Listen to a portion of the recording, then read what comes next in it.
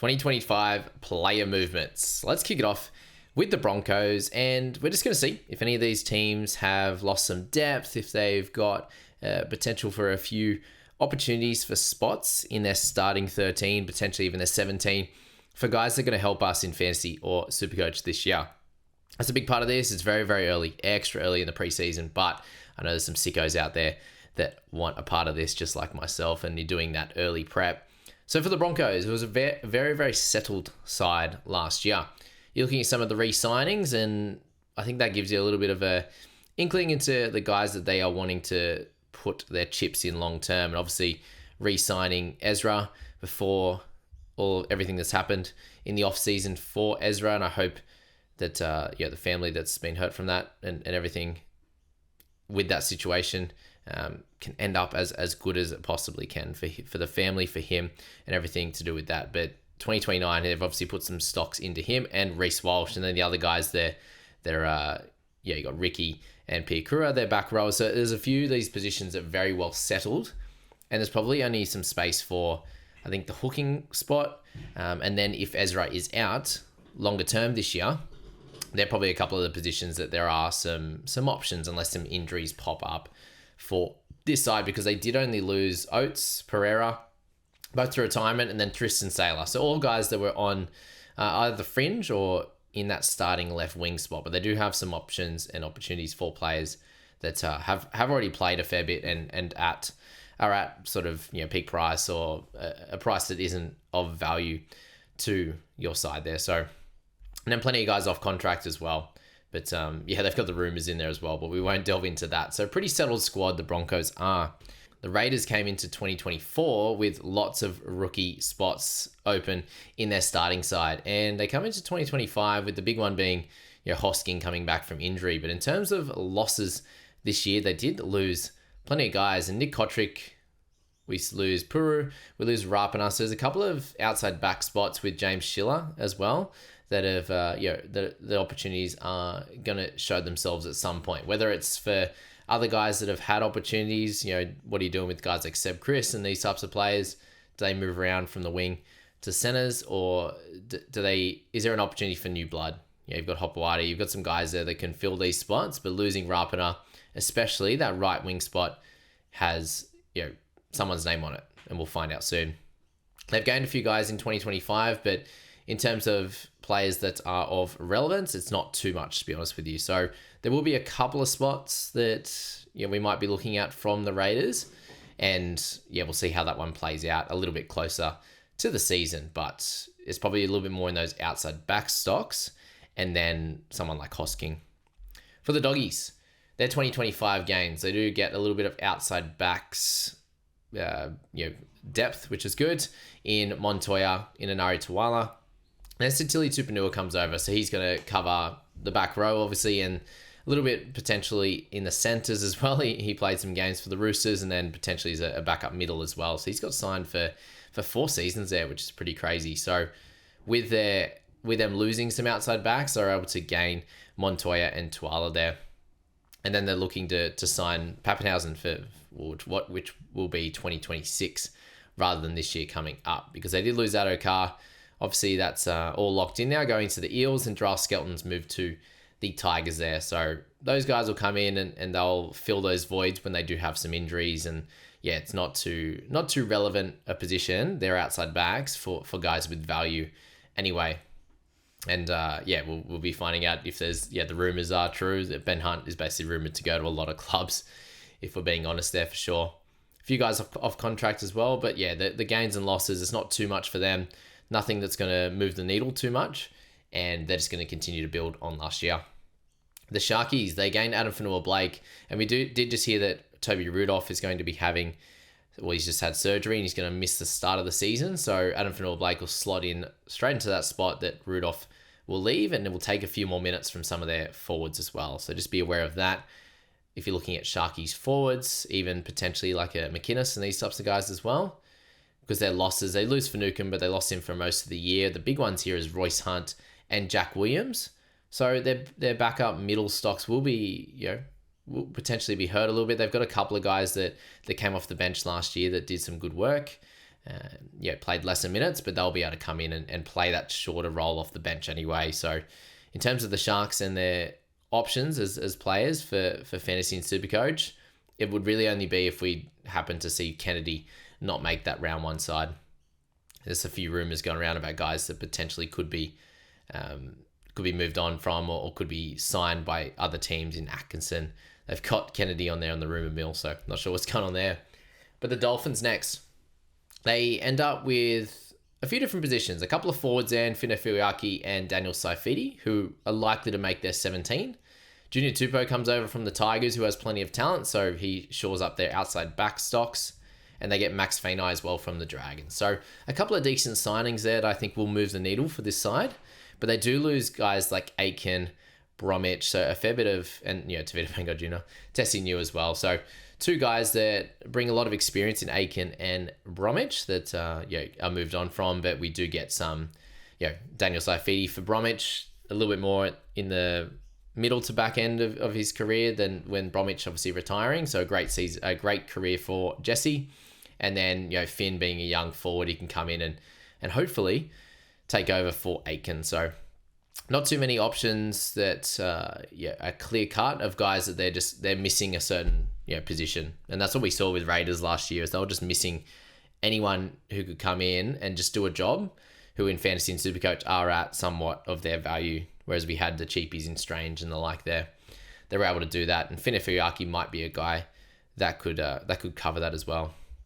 Re-signings, they've got Marshall King, got Bostock on a couple of year deal, and I'm glad they re-signed Trey Fuller as well, given he's and then Max Plath in 2027, with Fuller coming off that issue there, unfortunately, with his ACL, and then Isaiah Katoa with a nice long deal as well. And again, Ben Hunt rumoured to go there. For the Titans, they do sign Regan Campbell-Gillard, but they're going to get Tino back, so they're pretty full on in their middles stocks, that's for sure. And then Tanner Boyd's the big one that's moved to the Warriors. I'm not sure if he's going to be a guy that is super duper relevant given the price he's going to be at and dependent on who they slot next to him in the 6th spot at the Wars. And if does Tamati Martin get that? Does Luke Metcalf get that as well? There's a few question marks there.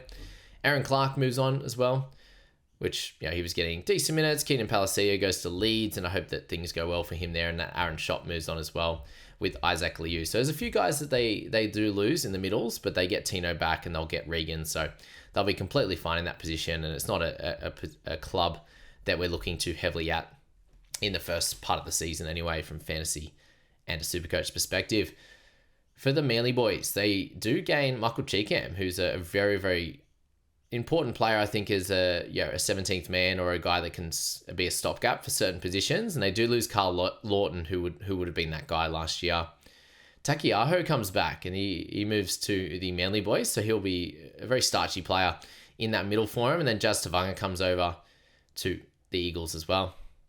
Mentioned there that they lost Carl Lawton. They lose Jamie Humphries, who's going to the Bunnies, and he could be someone that is a guy that you might want to look at from the Bunnies team. Bailey Hodgson leaves. We lose Condon as well. Jackson Barlow there. He goes to the Cowboys. Josh Schuster goes to the Bunnies, and then Woodsy retired. So not a whole lot of guys of regular starters in their side there that are going to move the needle for the Eagles. And all of those spine spots are taken. So it would really just be if a forward was able to pop up and have lots of relevance, whether it be Jazz, whether it be Takeaho, if they give him a bit of a drop down in price, or a Chris Patolo to come over and get a really important role. But they're starting to get things together in their forward pack, which is nice. I think Siwa Takeaho will be very helpful for that. The Storm, there's not many changes for their side, and I think that's the way that they want it, given the last 4 or 5 years has been a fair bit of turnover for their side. But Stefano comes over, and he'll definitely be of interest, but I just can't see him playing any more minutes than he did at the Tigers last year. So I don't see him as being super relevant from a fantasy perspective, given he got decent minutes and averaged pretty high anyway. They lose Aaron Penne, and Remus Smith is their two big ones, but they've got some of the young guns that Jack Howarth and Grant Anderson, these types of guys did really well, and will take those spots anyway. That Remus Smith will you lose from Remus Smith there. And Fight Lungo, I just noticed there, has re-signed already, so that'll be interesting. But I do think he has a clause or a verbal agreement, apparently, that if they were to sign Pappenhausen, they would allow him to talk with other sides. And from the Wars, we do see some changes. Jack Cleary comes over, which is good fun, but Fisher Harris is the big one there, coming over to the Wars along with Tanner Boyd and Aaron Clark. So Fisher Harris will slot into the spot that AFB has left, and with Fish being a slightly lesser minute guy, there's probably a little bit of a few minutes available for certain guys, and Tohu Harris I think will obviously come back and take some minutes there. They've got guys like Dylan Walker who can do a job for him, but they lose Adam Fanua-Blake. They use Sean Johnson, Montoya, and Jazz Tavanga as important guys as well in this side. So it'll be interesting to see how they transition in this next year or two. But I think Fisher Harris is going to be massive for him, and they won't lose too much from him and Adam Fanua-Blake, given how important both those guys are, but how much experience and winning experience that Fisher Harris is going to bring to their side. But as I said, the minutes, is there going to be a couple in the forwards, and who's going to take that 6 and 7 basically for the Wars is the big one there. The Knights, they don't sign anyone of note that's going to move the needle. In terms of losses, they did lose, obviously, Fletcher Myers to Rabbitohs, but that was last season already. Daniel Saifidi is the big one that goes, and Anari Tuala as well with David Armstrong to the Lee Leopards, but we knew that one was happening last year. The big one's going to be Daniel Saifidi and who can take that starting role. Does Leo Thompson play big minutes? There's a few questions around that. And they've got some nice re-signings as well. Dylan Lucas, Jacob Saifidi, Bradman Best. Some good guys there, along with Dane Gagai in that sort of 2027 number there, which is good. And there's a few rumours around Jaden Brayley potentially moving to the Eels as well. So we'll see how that one plays out. Cowboys, we do have a couple of games there. The big ones are Carl Lawton and Jackson Parlow there. I think that could help the squad out, obviously, in around that 17, but they do lose Finifuriaki, so guys like Lukey could get more burn. They lose Valentine Holmes and Chad Townsend along with Kyle Felt, so some really, really big losses, to be honest, and there are going to have to be some of these younger guys, Zach Laybut, these types of players that step up into certain roles, and they need to step up for the Cowboys to have a good season. I think there's going to be opportunities for certain players from a fantasy and Supercoach perspective as well. And we see Purdue. There's a few guys that came out and did some good work for us last year, and they are going to have to do that. Who's going to take over from Kyle Felt longer term? Does Tom Chester get more burn? There's a few guys to think about, and there's a few nice re-signings in Helam Lukey for 2029, which is great, and Cotter for 2028. So locking up a few of those really important middles and edges, which is great, and Tom Dearden for 2029 as well. So some massive news there to keep that core together. For the Eels, there's a lot of changes for them. Addo Carr comes over. Isaiah Iongi there. He's going to likely play fullback for him, so that's big news from a fantasy perspective. Zach Lomax comes over. He's likely to play in the centres for him. And Jack Williams comes over for a bit of starch in the middle as well to cover for Regan Campbell-Gillard. So I think there's a good chance he comes into that starting side, or at least a prominent member off the bench for him. So anyone in there of note, it's Isaiah Iongi, and I don't know if Lomax can do any better than what he did last year, that's for sure. For their losses, they lose Matt Arthur and Dejan Assi, so a couple of important guys that can play in their halves. Zach Sini, the GOAT, goes to Castleford Tigers. Gutho's a big move on from fullback, like we mentioned. Ethan Sanders goes to the Raiders there. Mike Acevo's gone along with Blaze Talangi there. So plenty of movement. There's going to be opportunity for certain guys, but are they just guys coming over that are already at peak price or at value for fantasy and Supercoach? That's the big question mark for those guys. And in terms of re-signings, they've just had some signings in general. Nothing of too much of note apart from Hopgood. They're getting it up to 2027, so another 3 years from him, which would be great.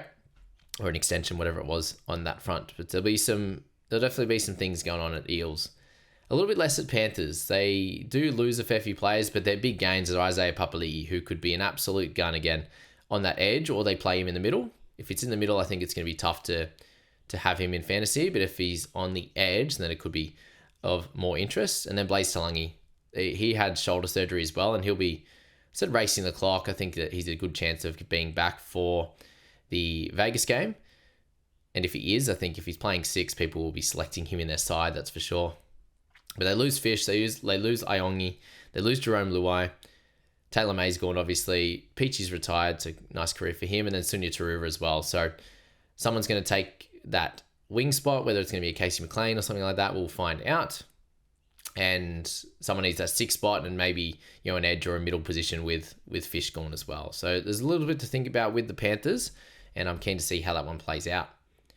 For the Bunnies, we do see Aiken come over, and he's going to create so much starch on that left edge, and it's going to be hard to pick him. He'll be too expensive for us, but I do think that probably allows someone like Jai Arrow to move back to the middle, which we know he's done some good work there, but again, he's a bit too expensive to look at. Jamie Humphries is the big one. If he can push for that half spot, then he'll be in most people's sides, so keep an eye out on that. And then Mambazelis is going to be the big one with Damien Cook moving to the Dragons, and they lose Jacob Gagai as well. Tom Burgess moves back home, and they lose Dean Hawkins. So a little bit of their half stock has been pushed around a bit, and their 9 spot, which always provides some opportunities, which is good. They re-signed Pete until 2027, and Jai Gray an extra year there. And same with Isaiah Tass. It'll be interesting to see if he cops a spot in this side, especially with Whiten going back to centres. But I do believe that AJ is going to be out for a bit of this season. For the Dragons, they do gain 3 big names in Cook, Gutho, and Holmes. They'll all slot in, and they'll do a good job there with Holmes taking that goal kicking, you would imagine, with Lomax leaving. But they do lose Bird, they lose Fainai, Hunt has been released, Lomax, they lose Dan Russell as guys that are of interest. Well, Dan was 2 years ago anyway. So the outside backstocks have taken a bit of a hit, and they've signed Gutho and Holmes. So that gets covered, and it's hard to find too much value in that side just around that. But just the position that Cook plays, if he is going to play a fair bit of 13, some 9, does he hurt Little's chances, or does Little play lots of minutes still? There's a few things to look at from that perspective. Does Gutho go straight to 1? You'd imagine he does. What happens with Sloan, these types of players as well. So things to look at from the Dragons. From the Roosters, they have a few losses. They have a few injuries as well, with Sam Walker being out, with Brandon Smith being out. So there's a few guys to have a look at, in Connor Watson, in whoever takes the 7, if it's not Chad. So the Chad from my Cowboys has come over. But they lose Luke Keary is gone. Manu's gone.